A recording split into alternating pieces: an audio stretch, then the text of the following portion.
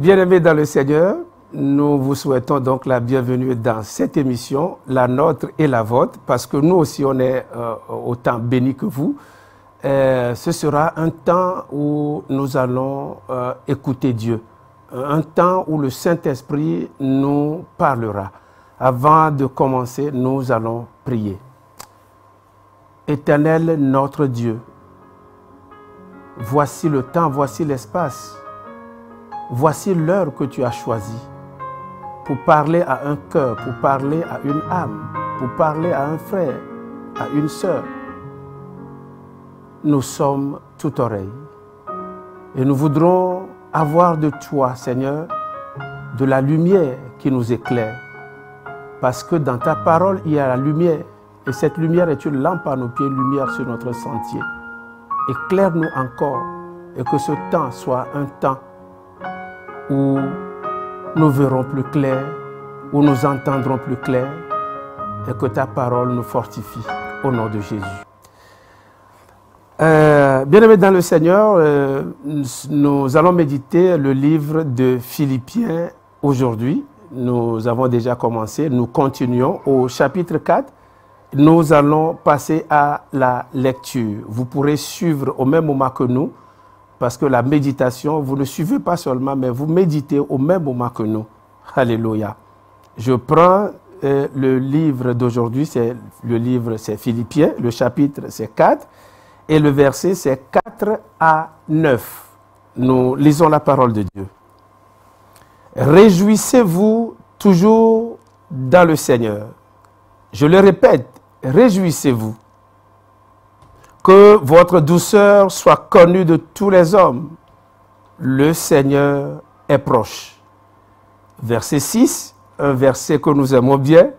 Ne vous inquiétez de rien, mais en toute chose, faites connaître vos besoins à Dieu par des prières et des supplications avec des actions de grâce.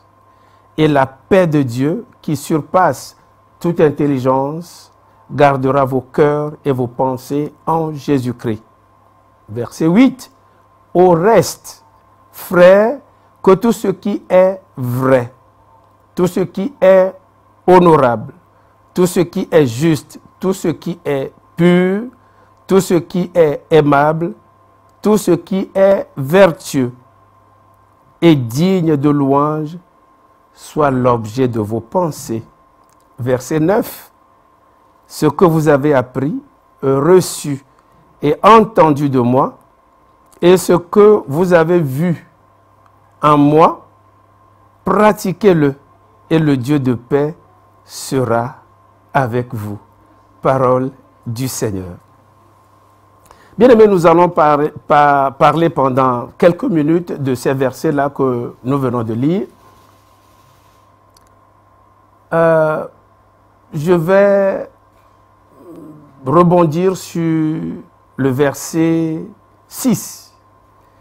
Mais, premièrement, au verset 4, la Bible dit « Réjouissez-vous ». Je le répète, « Réjouissez-vous dans le Seigneur ». Il s'agit de se réjouir dans le Seigneur.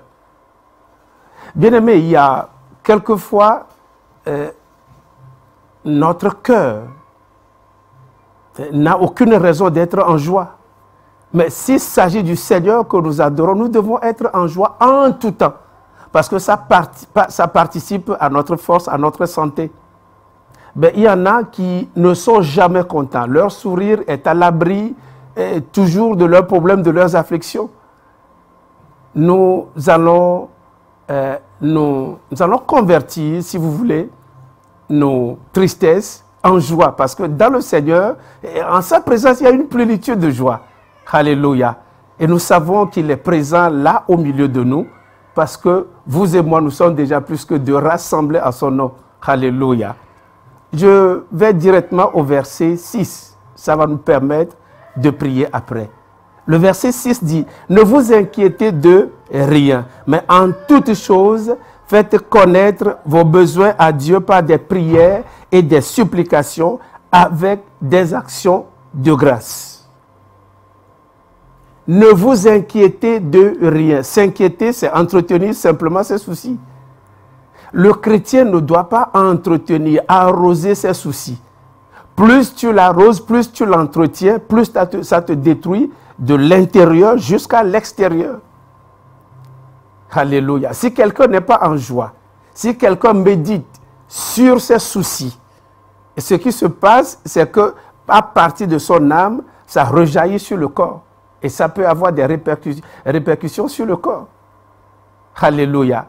Ma Bible dit, ne vous inquiétez de rien. Rien, ça veut dire rien. Cela signifie quoi? Ça signifie que, quel que soit le problème, la Bible nous recommande de ne pas entretenir des soucis. Pourquoi? Parce que la Bible est claire que nous devons décharger nos soucis sur le Seigneur. Parce qu'il est prêt à prendre ces soucis-là. Alléluia.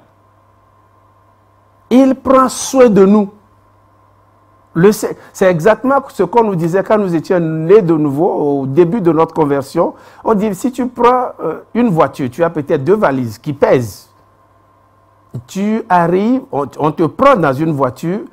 Dans la voiture, tu n'as plus besoin de prendre tes valises. Sinon, les valises sont donc portées par le véhicule.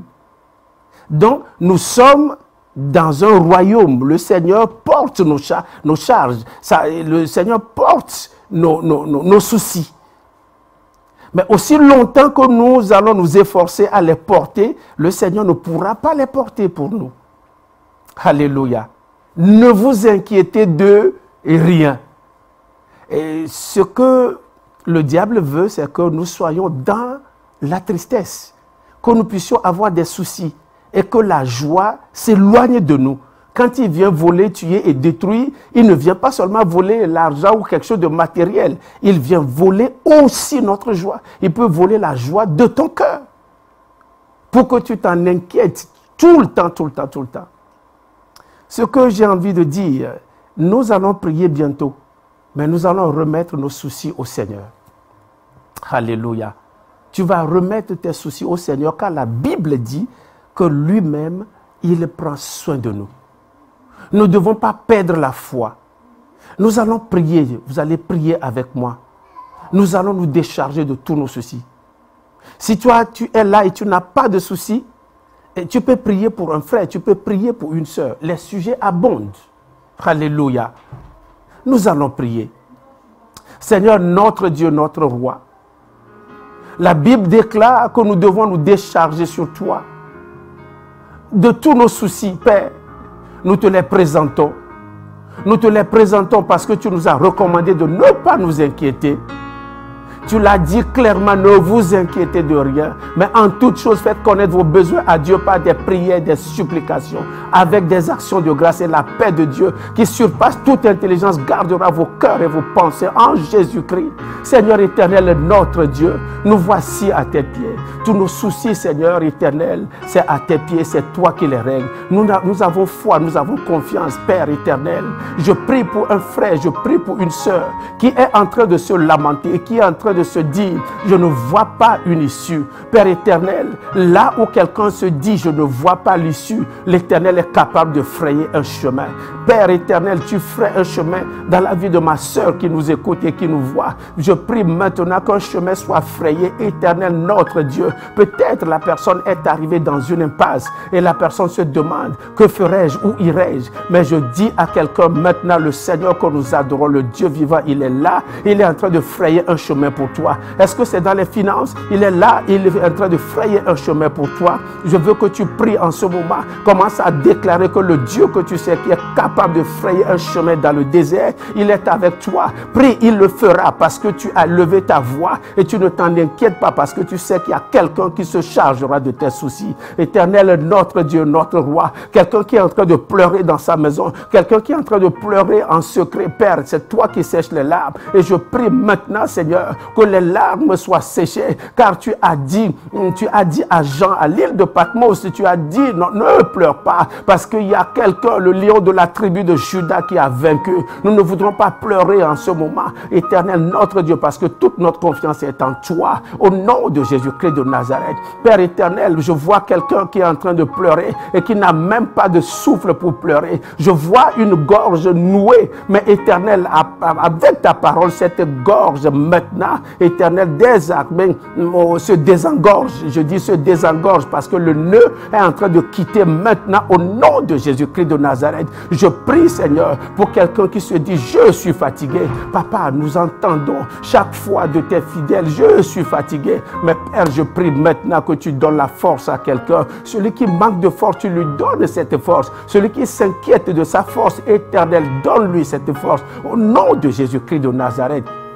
Éternel, notre Dieu, notre roi, nous savons que tu es fidèle. Oh, tu ne nous laisses pas porter nos fardeaux nous-mêmes, parce que tu as voulu que les fatigués et les chargés viennent vers toi. Papa éternel, je prie maintenant que quelqu'un qui est fatigué d'une situation, je ne la connais pas cette situation, mais toi tu la connais. Celui qui nous écoute maintenant, Père éternel, maintenant, prends soin de la charge qui pèse sur le cou de quelqu'un, parce qu'il y a ta parole qui brise tout joug au nom de Jésus-Christ de Nazareth. Éternel notre Dieu, Papa, je prie pour un serviteur. Les serviteurs sont souvent fatigués parce que le royaume pèse, le service pèse. Éternel notre Dieu, notre roi. Papa, je prie maintenant qu'un serviteur, un de tes serviteurs qui est fatigué peut-être de payer le loyer, fatigué de payer le loyer seul parce que les fidèles ne s'associent pas. Père, je prie maintenant que celui-là qui est fatigué,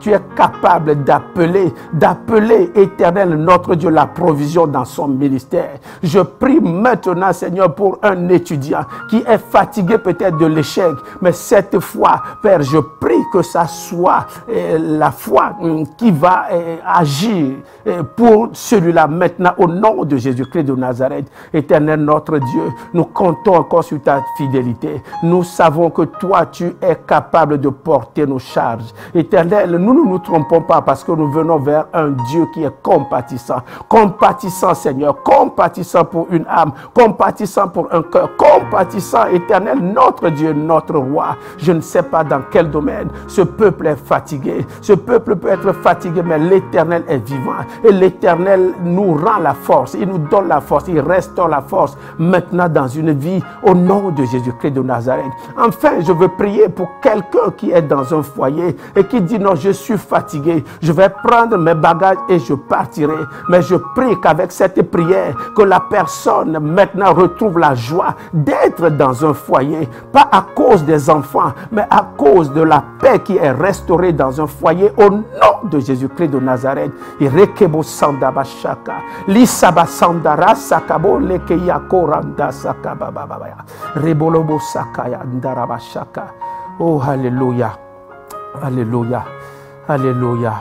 Bien-aimé, je dis merci à Dieu pour toi qui as voulu t'associer à cette prière.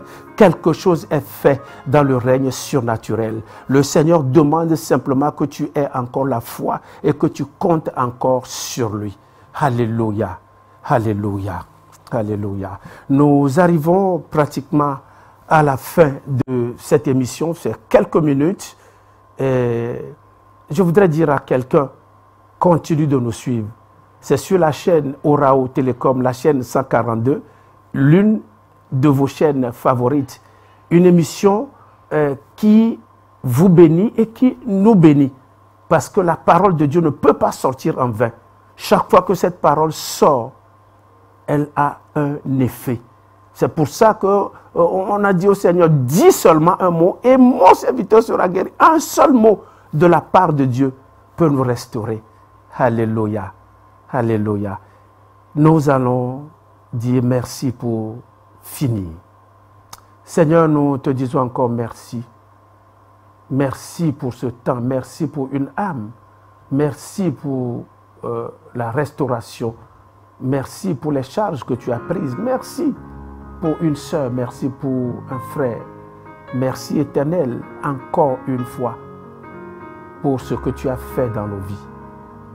Toute la grâce te revient, toute la reconnaissance te revient. Au nom de Jésus, nous avons prié. Nous allons dire Amen. Amen. En tout cas, soyez bénis. Nous vous retrouvons demain dans une autre méditation. Ce sera certainement la suite. Soyez bénis. Amen.